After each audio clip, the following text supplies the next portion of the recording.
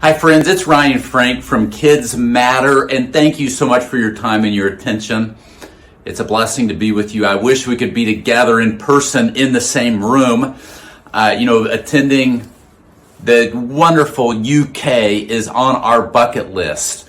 One of these days, I hope to be able to meet you live and in person and to give you a high five and a hug and thank you for what you're doing to serve kids and families so well. Teach me to teach. What a great question. You know what? One of the great signs that you're a growing leader is your ability to ask the right questions. And that's such a wonderful question. I think of when Jesus' disciples said, Jesus, would you teach us to pray? That's a powerful question. Today you're asking a powerful question. Teach me to teach. I believe that what you do every week ministering to kids and families is of utmost importance. In fact, I don't think there's a more important ministry in the entire church.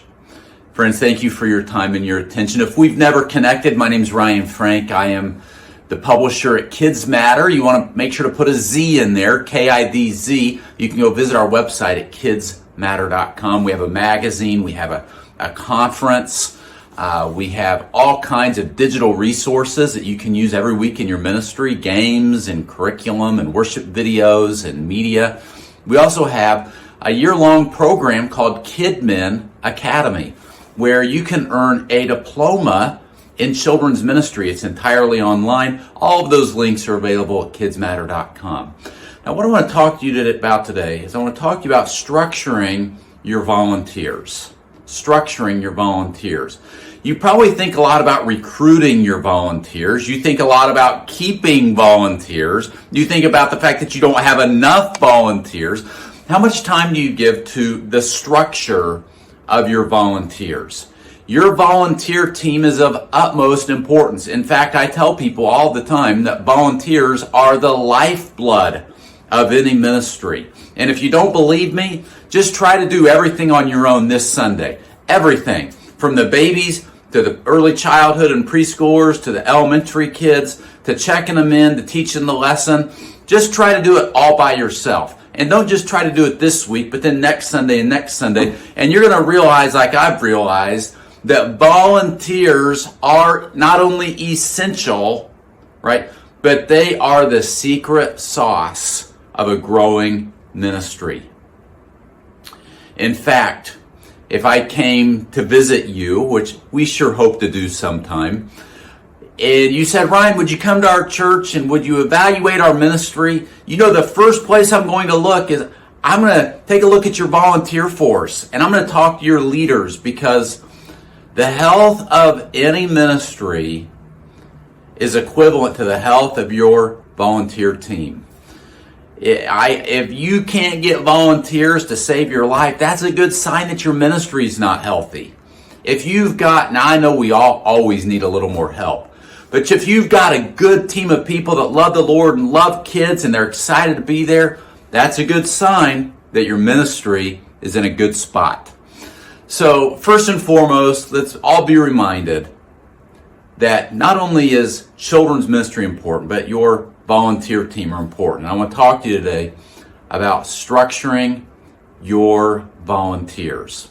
Now, I've got right here beside me a beautiful, clean, white sheet of paper I'm going to draw on. If you're taking notes, I encourage you to take some notes and follow along with me as we talk about structure. Now, just saying that word might scare some of you, because some of you you're not real organized and structured by nature.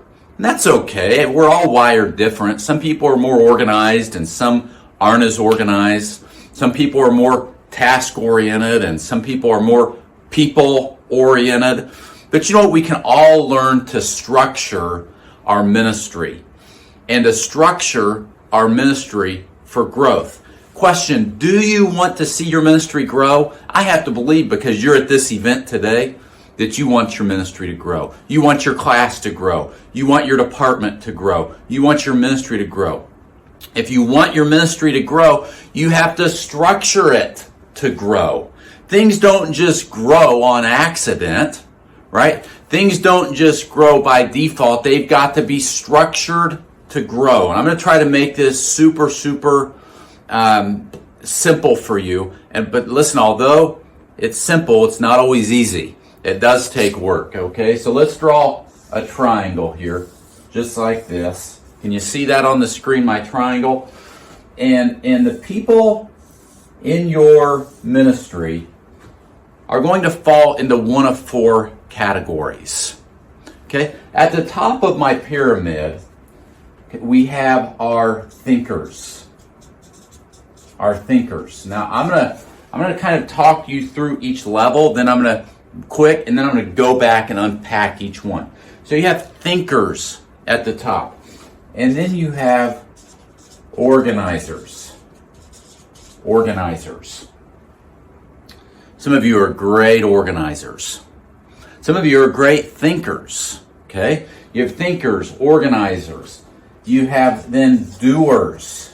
Now, a majority of your team, your volunteers, fall right here. They're doers.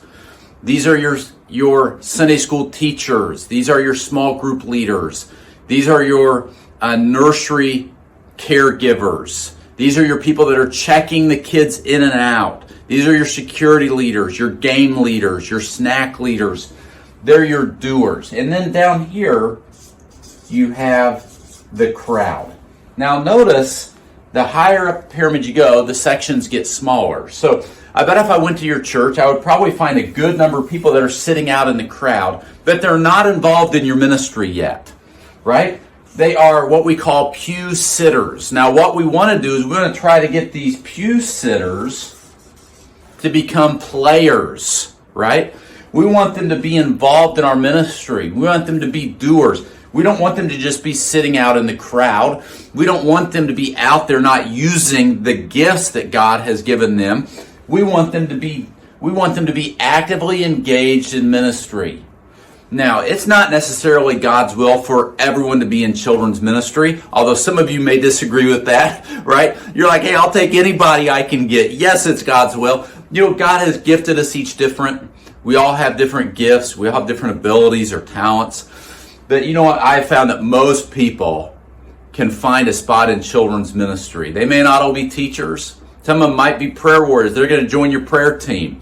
Some of them you'll never get them to teach or join a prayer team, but they'd love to hold a baby on their lap, right, and rock that baby. And you've got some men in your church that, man, they wouldn't be caught dead with popsicle sticks and construction paper, but they'll work in your security team, right? And it's a great way to get them involved. My point is, you want to always be looking at your different groups of people. Let me unpack these. Your crowd, I just said, are your pew sitters. Your doers are a majority of your volunteers. Your organizers.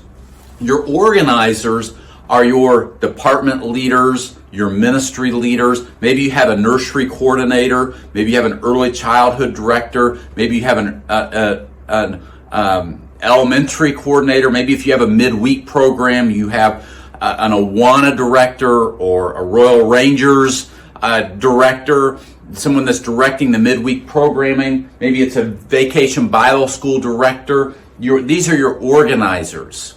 And then the top level right here are your thinkers. Your thinkers. Now, I bet, and I know it might look a little different post-pandemic. Can we say we're post-pandemic?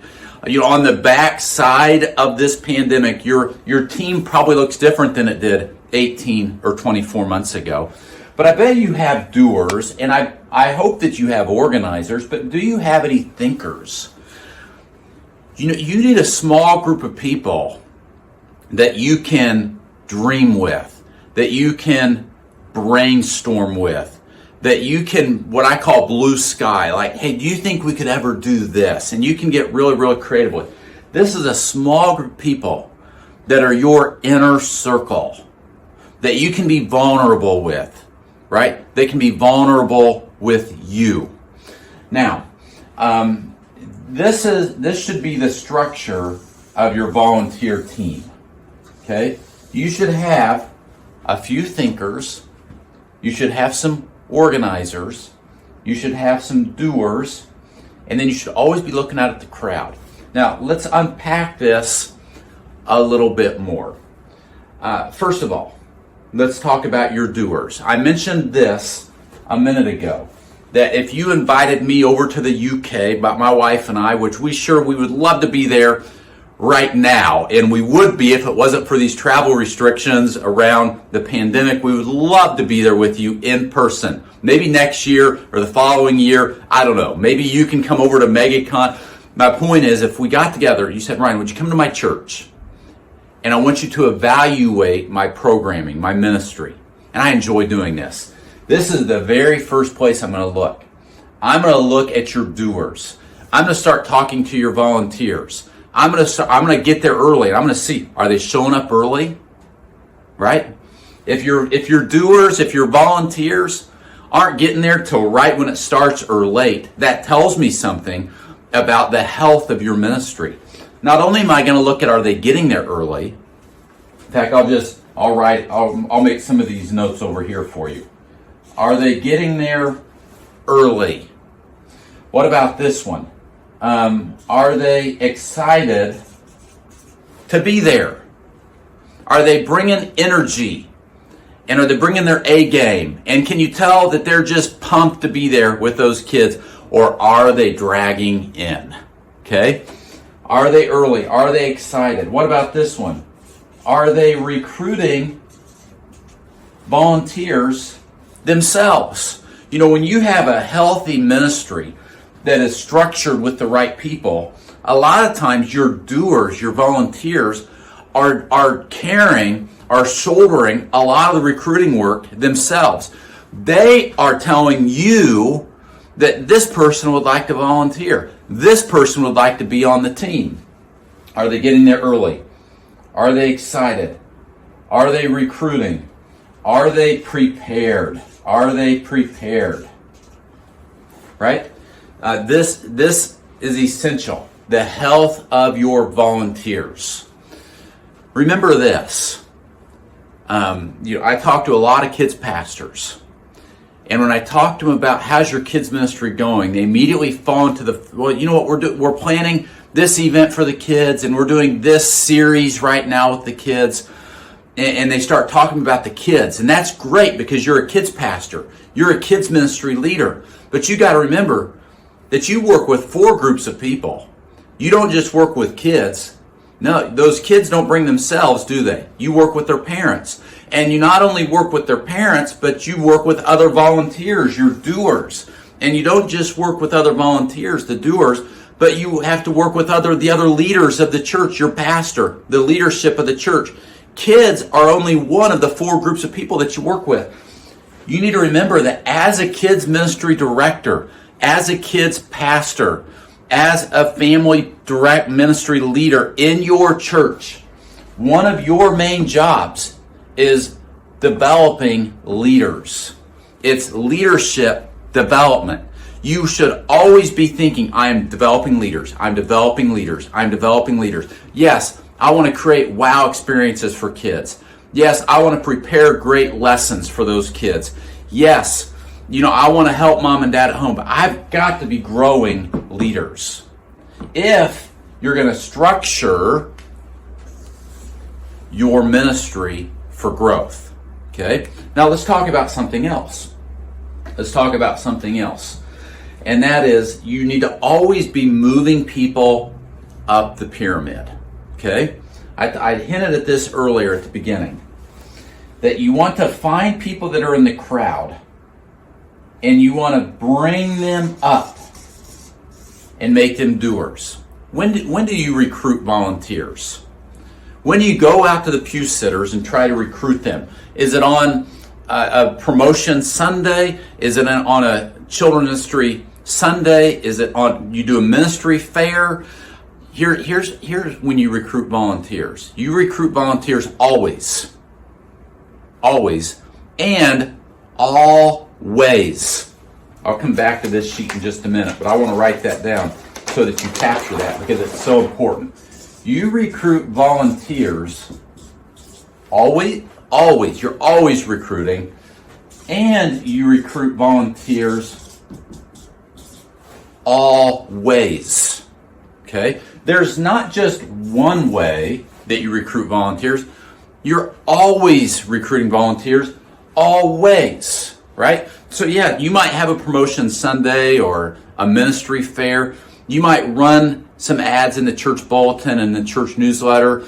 You might tell stories in front of the church, but you're always recruiting, right? You're always casting a vision for children's ministry. You're always casting a vision. Here's the thing. You never want to ask someone to help in your children's ministry before you cast the vision for your children's ministry. In other words, the why always precedes the ask. You explain why first, then you ask people to join your team. Why? Because people want to be a part of something significant. Everybody's already busy. I don't have to tell you that, right? People aren't sitting around looking for one more thing to do. They're busy. But people want to be part of something significant. That's a basic human need that comes from Adam. I talk about this in my book, The Volunteer Code. That there are certain basic needs. In fact, it's one of the 10 laws that I talk about in the book. And that is the law of human need. There are basic human needs that God has wired each one of us with. One of them being a desire to be a part of something significant. If that's the case, when I think about recruiting volunteers, I'm casting the vision all the time. I'm always talking about what God's doing in the children's ministry. I'm sharing it on Facebook. I'm putting it on Twitter. I'm putting it on LinkedIn. I'm putting it on YouTube. I put it everywhere I can. I'm sharing stories in the church newsletter, in the church bulletin. I'm trying to get videos on the screen. I'm trying to get the kids excited. I'm trying to get mom and dad on board. I'm having Vision Sundays. I've got signs up on the walls of the church and in the classrooms. I'm sending things home with the kids. Everybody knows that what we're doing back here is more than just babysitting. What we are doing back here is more than just providing child care. We are doing something of supernatural significance. So you cast a vision, and then let's talk about another C. Then you start catching those volunteers. You start catching them. Now, how do you catch? How many of you? I wonder how many of you raise your hand. I can't see you. Whether I know you, I don't know if you're going to raise your hand or not. How many of you enjoy going fishing? Do you fish? Okay. If you fish, you take your fishing pole, you take some bait. How many fish do you catch at a time? One, right? How many volunteers do you recruit at a time? One, right? Maybe two or three at the most. If you look at when Jesus started recruiting his disciples, he recruited in ones and twos. And he expects nothing more of you than to catch your volunteers, look, one or two at a time. You might be thinking, Ryan, you don't understand. We need 8 volunteers right now. Ryan, we need 13 volunteers. That's great. You get them 1 or 2 at a time. You don't recruit 10 at a time. You don't recruit 20 at a time. You recruit 1 at a time. This is true whether you're a brand new church, a church plant, or whether you're a mega church. I work with mega churches all the time. You know how mega churches recruit volunteers? 1 at a time. That's how you do it. So you determine what's the first position that I want to fill. Maybe I need a 2-year-old teacher, or maybe I need a 2 and 3-year-old teacher. And so I'm going to begin to pray. I'm going to start casting vision. I'm going to go for that one leader in that 2 and 3-year-old class. And then I'm going to celebrate it, and I'm going to go after my next leader. You cast, then you catch, then I just said it, you celebrate. We don't celebrate enough in kids ministry. We're always trying to go to the next thing, and we're trying to move from Sunday to Sunday to Sunday. But we need to pause and celebrate. Thank you, God, for sending laborers into the harvest field. Thank you for that new volunteer. And then you don't want to forget this one, another C, and that is you got to constantly be coaching that new leader. You're casting, you're catching, you're celebrating, then you're coaching. What you don't want to do, you don't want to take that volunteer, that new volunteer, throw them in a room, shut the door, lock it, and throw away the key, right? You've got to be coaching those volunteers. Let them shadow another volunteer. Talk to them after 3 or 4 weeks. Hey, are you enjoying this? Do you feel like this is a good fit? Or would you like to look at another area of ministry? Constantly be coaching. Now, let's go back to my chart. Here's why I started talking to you about recruiting, about casting the vision and catching and celebrating and coaching. And that's because you're constantly trying to move people up the pyramid. So I'm always trying to get people from the crowd to be a doer. And how am I recruiting? I'm recruiting always. And then I want to find my best doers. Okay? And I want to make them organizers. You know, you need to have some department leaders, whether you have a children's ministry with 10 or 12 kids, or whether you have a children's ministry with 110 or 112 kids or more. You need to have some leaders. Jesus had 12 people that reported to him. He had 12 disciples, and that was it. And I don't know if it's smart that you have more than 12 volunteers that report to you. You need to structure your ministry. And part of that is having some department leaders, some organizers. Now, for different ministries, it's going to look different ways. Maybe you need a nursery coordinator and an early childhood coordinator. Maybe you just need an early childhood that oversees the nursery as well. Maybe you need a midweek coordinator and a Sunday morning coordinator and a Saturday night coordinator. You're smart. You can figure out how to structure, but you need some structure. And then you need a few thinkers. Which one of do you have 1 or 2 or 3? And it's probably not going to be any more than 3 people that are going to be your thinkers. These are the ones that are really trying to help you strategically plan, think about the future, are going to help you solve your biggest problems, that you can really be honest and vulnerable with. Now, you be careful who you're vulnerable with, right? Jesus was vulnerable, right? And what happened? Judas sold him for silver, and he went to the cross, right? Be careful who you're vulnerable with, but you need to be vulnerable with some people. There need to be a small group of people that you can be vulnerable with. Now, maybe you're looking at this and you're like, Ryan, I barely have any doers, leave alone organizers or thinkers. Well, good. Here's the thing. You recognize where you want to go, and you start structuring and building your ministry this way. Now, if you look at the ministry model of Jesus, this is exactly how Jesus did it. Jesus had his 12, right? There we go. They were his organizers. He had his 12. He had his inner circle of 3. Do you remember who they were?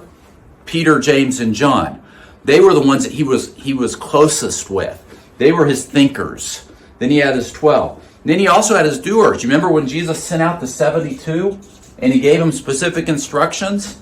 He had his doers. And then, of course, he had all of the crowd that he was ministering to and that he was calling to follow him. If your ministry is going to grow, listen to me, friends, you must structure your ministry for growth. You must structure it for growth. So here's what I would encourage you to do today. I would encourage you at some point through the day to pause. Maybe you'll have a little bit of time after this video or during a break to pause and really think about your ministry team, your leaders, your volunteers, your dream team, whatever you call your volunteer team. Think about, where would they fit? Do I have them in the right spots? Here, listen to this. You're going to want to write this down. Proper people placement prevents problems.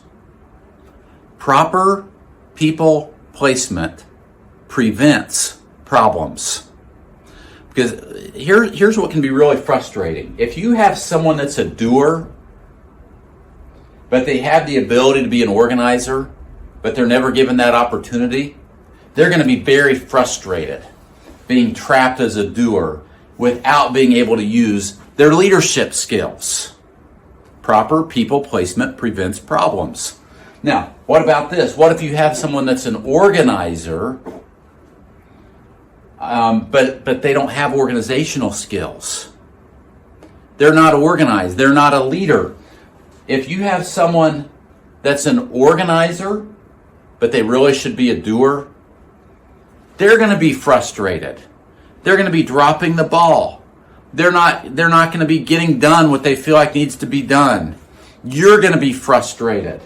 So take a look at, who do I have as my doers? Are they in the right spot? Are there any doers that could be organizers? Maybe there are a few of my organizers, or just one or two that could be up here. They could be my thinkers. They could be helping me think and dream and brainstorm and plan and strategize. Proper people placement prevents problems. Friends, listen, I want you to structure your ministry for growth. And as you look at this, don't get overwhelmed thinking, Ryan, you don't understand. It's me and 4 other people.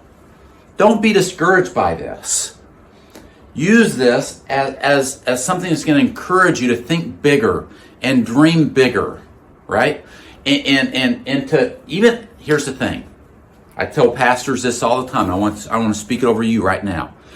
That I want you to run your ministry as though it was twice its size, right? If you've got 20 kids, I want you to run it like you have 40 kids. If you have 200 kids in your ministry, I want you to run your ministry like it had 400 kids. Because listen, if you'll do when you're small what you would be forced to do when you were big, if you were big, you'll get big. Let me say that again. If you'll do when you're small what you would be forced to do if you were big, you'll get big, right? Because it's a capacity thing. It's God looking down from heaven, looking at ministries and people that are structured and ready to grow. And he blesses those that have the capacity for growth, with growth.